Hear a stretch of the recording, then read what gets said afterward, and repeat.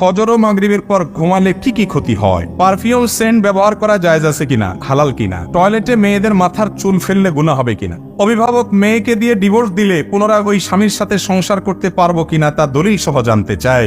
মেয়েদের যখন পিরিয়ড চলে তখন তারা নাপাক থাকে, নাপাক থাকাকালীন তাদের নামাজ হয় না। এখন প্রশ্ন হলো, আল্লাহর দরজা তো বান্দার জন্য সবসময় খোলা, পিরিয়ড হলে সে আল্লাহকে কোন উপায়ে ডাকবে? চমৎকার একটা প্রশ্ন। টয়লেটে মেয়েদের মাথার চুল ফেললে গুনাহ হবে কিনা? টয়লেটে মেয়েদের কেন, ছেলেরাও যদি নিজেদের চুল ফেলে, বিশেষ করে কমোডে ফেললে নাপাকের মধ্যে মানুষের চুল মিশবে, তো সেটা অনুচিত, অনুত্তম এবং ছোট গুনাহের কারণ আল্লাহ কোরআনে বলেছেন, ওয়ালাকাদ কাররামনা বানি আদম, আমি আদম সন্তানকে সম্মান দিয়েছি, মর্যাদা দিয়েছি। আদম সন্তানের শরীরের প্রত্যেকটি অঙ্গ আল্লাহর কাছে মর্যাদাপূর্ণ। এজন্য মানুষের শরীরের কোনো অপমান, মানব দেহের কোনো অপমান, মানুষকে অপমান, এমনকি মানুষের চুল নখ, এটা অপমানিত হয়, নোংরামি হয় এগুলোর সাথে। এরকম কোনো কাজ করা ইসলামের দৃষ্টিতে প্রশংসনীয় কাজ না। আপনার চুল নখ অতিরিক্ত থাকলে সেগুলাকে হয় কোনো মাটির নিচে দাপন করবেন, আর না হলে কোনো মাটিতে ফেলবেন, যাতে করে সেটা ময়লা, নোংরা, পায়খানা, মলমূত্রের সাথে মিশে গিয়ে না যায়। হ্যাঁ, আপনার অজান্তে গোসলের সময় এক দুটা চুল চলে গেছে, কত কিছু ঝরে গেছে, হয়তো কোনো পশম ঝরে গেছে, সেটা তো আর আপনার নিয়ন্ত্রণে নাই, ওইটার জন্য পেরেশানি নাই। কিন্তু ইচ্ছাকৃতভাবে চুল কেটে নোংরা বা ময়লা জায়গা ফেলবেন না, নখ কেটে ময়লা জায়গা ফেলবেন না। এটা আপনার শরীর যেটা আল্লাহ তাআলা দিয়েছেন, হোক সেটা আপনার অবাঞ্ছিত বা পড়ে যাওয়া, কিন্তু এটাকে অসম্মান হয়ে এমন কাজ করবেন না। যদি কেউ করে, এতে বড় বা কাবিরা কোনো গুনাহ হবে না, কিন্তু এটা অনুচিত এবং মাকরুহ।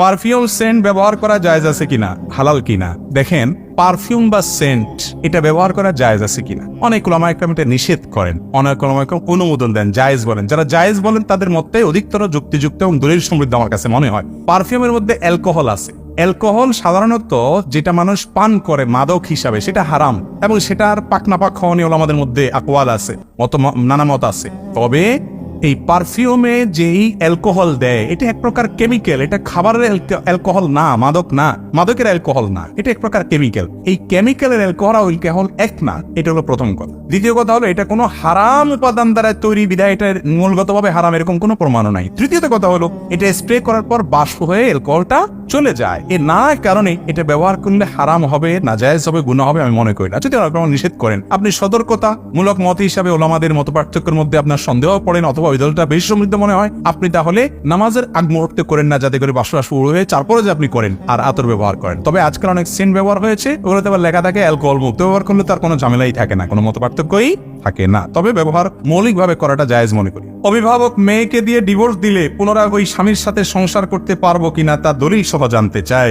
কোন অভিভাবক যদি তার মেয়েকে জোরপূর্বক তালাক নেওয়ায়, অনেক সংসার আছে এরকম, আছে না নাই, যে বাপমা জোর করে মেয়েরে বলে তুই এর ঘর করতে পারবি না, এক্ষণ তালাক নিয়ে চলে আয়। কোন ক্ষেত্রে যৌক্তিক হতে পারে, কিন্তু অনেক সময় অযৌক্তিক ভাবে বাপমা নিজের বুদ্ধি বিবেকের কারণে হয়তো অন্য কোনো দিকে টান আছে, বা চুলোর থেকে নুন খসছে, দেখা দেখি নাই, বদমেজাজ, তারা মেয়েকে নিয়ে আস। তো যদি জোরপূর্বক তালাক নেওয়ায় মেয়েকে দিয়ে, দেখতে হবে তালাকটা শরীয়ত সম্মতভাবে কার্যকর হয়েছে কিনা, কিভাবে মেয়ে তালাক প্রয়োগ করেছে, তালাকে অর্পিত তালাক যেটা কাবিননামাতে 18 নম্বর কলামে লেখা আছে, সেটা প্রয়োগ হয়েছে কিনা। এটা বিদগ্ধ আলেম মুফতিকে দিয়ে ওই কাগজ অ্যানালাইসিস করাইতে হবে, দেখতে হবে যে এটা হয়েছে কিনা। যদি হয়, শর্তগুলো পাওয়া যায়, তাহলে তালাক হতে পারে, আবার নাও হতে পারে। এটা এক কথায় বলা যাবে না। এজন্য তালাকের মাসআলা এই ধরনের সংক্ষিপ্ত প্রশ্নোত্তরের সেশনে দিবেন না। তালাকের কোনো ঘটনা ঘটলে কোনো ভালো মুফতির কাছে, ভালো কোনো ফতোয়া বোর্ডের কাছে, ভালো কোনো আলেমের কাছে গিয়ে বিস্তারিত বলে ওই তালাকনামার কাগজে কি লেখা ছিল, কাবিননামা কি লেখা ছিল, সেটা পাওয়া গেছে কিনা, শর্ত হয়েছে কিনা, সব ঠিকঠাক হয়েছে কিনা, তালাক হয়েছে কিনা, তারপরে নিশ্চিত হবেন।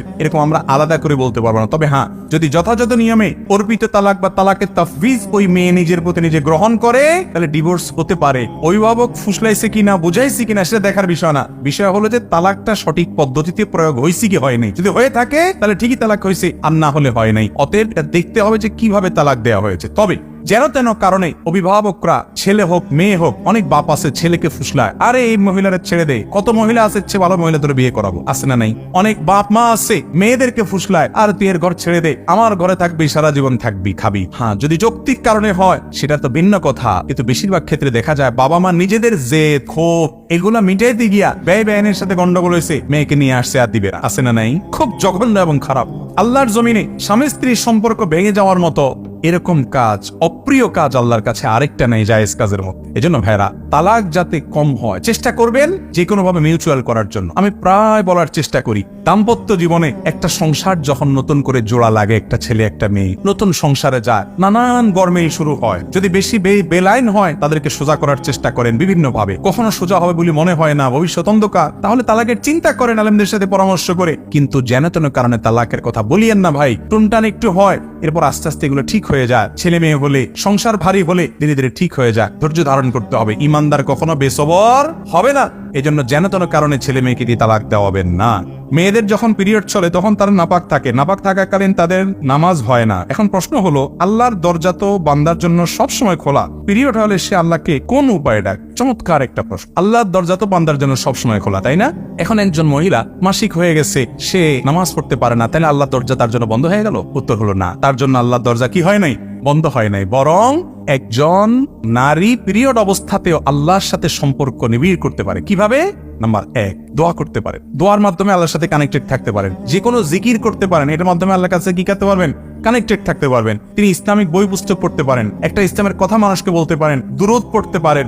যত প্রকার জিকির আছে সব প্রকার জিকির, আল্লাহ লা ইলাহা ইল্লাল্লাহ সব করতে পারেন। অতএব আল্লাহর সাথে কানেক্টেড হতে কোনো অসুবিধা নাই। কালিমা শাহাদা পাঠ করতে পারেন, লা ইলাহা ইল্লাল্লাহ জিকির করতে পারেন। এই অবস্থাতে তার ঈমান হারা হয়ে যায়, তার ঈমান হারা হইতে কালিমা পাঠ করতে করতে যেতে পারেন। যে কোনো আমল, সকাল সন্ধ্যা দোয়া জিকির গুলো করতে পারেন, রাতের আমল করতে পারেন, দুরূদ শরীফ করতে পারেন, এবং যেগুলো ওজিফামূলক দোয়ামূলক আয়াত সেগুলো দোয়া হিসেবে পড়তে পারেন। অতএব মাসিক হয়ে গেলে একজন নারী স্বামী স্ত্রী শারীরিক সম্পর্ক, কোরআনে কারিমের স্পর্শ করা এবং জমহুরের মত অনুযায়ী তেলাওয়াত করা, তওয়াফ করা উমরার, এবং মসজিদে প্রবেশ করা, এই কাজগুলো ছাড়া, রোজা রাখা, এগুলো ছাড়া বাকি যে নফল বা অন্য যে আমল কাজগুলো আছে সব ইবাদত তিনি করতে পারবেন। অতএব পিরিয়ড হয়ে গেছে বিধায় তিনি আর কোনো আল্লাহর সাথে সম্পর্ক করতে পারবেন না, তার সুযোগ শেষ হয়ে গেছে, এটা বলা ভুল। বরং তিনি অবস্থা আমল ইবাদত করতে পারেন। আমাদের অনেক মা বোনরা আছেন পিরিয়ড হয়ে গেলে আর কিচ্ছু করে না, আল্লাহ বিল্লাহ করে না, এটা ভুল, এটা মূর্খতা। এই সময় তিনি জিকির আজকার আর বেশি করে করবেন। এরপরে প্রশ্ন হলো, ফজর ও মাগরিবের পর ঘুমালে কি কি ক্ষতি হয়?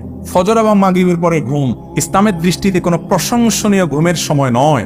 ফজরের সময় যদি কেউ ঘুমায়, ফজরের পর, ফজর পড়ে, এতে বড় কোনো গুনাহ হবে না, কোনো গুনাহ হয়ে যাবে ব্যাপারটা সেরকম না, কিন্তু এটা অনুত্তম, অনুচিত। কারণ এই ফজরের পরের টাইমটা দোয়া কবুলের সময়, জিকিরের সময়। নবী করিম সাল্লাল্লাহু আলাইহি ওয়াসাল্লাম সময় দোয়া জিকির করতেন। একান্ত আপনার অফিসে ডিউটি আছে, রাত্রে দেরিতে শুয়েছেন কোনো কারণে, ফজরের পরে আপনার ঘুমাইতে হবে, ঘুমান। অন্তত ফজরের পরে সূর্য ওঠা পর্যন্ত অপেক্ষা করে এশাকের সালাতটা পড়ে তারপরে অন্তত ঘুম। কথা কি বুঝাতে পারছি? নবীজি সাল্লাল্লাহু আলাইহি ওয়াসাল্লাম দোয়া করছেন, আল্লাহুম্মা বারিক লি উম্মতি ফি বুকুরিহা, আল্লাহ আমার উম্মতের জন্য সকালের সময়টাতে বরকত দিয়ে। তো আপনি ওই টাইমে যে কাজ করবেন এটাতে বরকত হবে, আমল করবেন, কোন একটা কাজ করবেন, ঘুমায় অলস সময় কাটাবেন না। যদি কোনো কারণে আপনি ঘুমায় পড়েন, শরীরটা খারাপ লাগছে, বা পরে আর ঘুম আসবে না, বা আপনার অফিস ডিউটি আছে, এতে বড় কোনো গুনাহ হবে না, ঘুমান। কিন্তু মাগরিবের পরে ঘুমটা যথাসম্ভব অবশ্যই পরিহার করতে হবে। কারণ নবী করিম সাল্লাল্লাহু আলাইহি সাল্লাম কানা ইয়াকরাহুন নাওমা ক্বাবলা আল ইশা ওয়াল হাদিস বাদা, নবীজির অভ্যাস ছিল তিনি এশারের আগে মাগরিবের পরে ঘুমানোটাকে অপছন্দ করতেন, আর এশারের পরে কথা বলা অপছন্দ করতেন। আর আমাদের স্কেল উল্টা হয়ে গেছে, আমরা এশারের পরে আড্ডা মারতে সবচেয়ে বেশি পছন্দ করি, ঠিক না ভাই? ঠিক। এশারের পরে নবীজি কথা বলা অপছন্দ করতেন, দ্রুত শুয়ে পড়ো, তাহলে তাড়াতাড়ি কি হবে, ওই ফজর পড়া আসান হবে, রাত্রে ঘুমটা ভালো হবে, স্বাস্থ্যটা ভালো থাকবে। কিন্তু আজ এশারের পরে আমাদের আড্ডা আরো বেশি জমে। এই জন্য ভাইরা, মাগরিবের পরে ঘুমটা মাকরুহ, অনুচিত, এটা উচিত না। হ্যাঁ, কারণ শরীর খারাপ, কোনো কারণে অসুস্থ, কোনো দিন ভিন্ন কথা, কিন্তু মাগরিবের পরে ঘুমানো উচিত না। বিশেষ করে মাগরিবের পরে শুলে অনেক সময় এশার পড়া হয় না, এই জন্য মাগরিবের পরে ঘুমটা মাকরুহ এবং অনুচিত।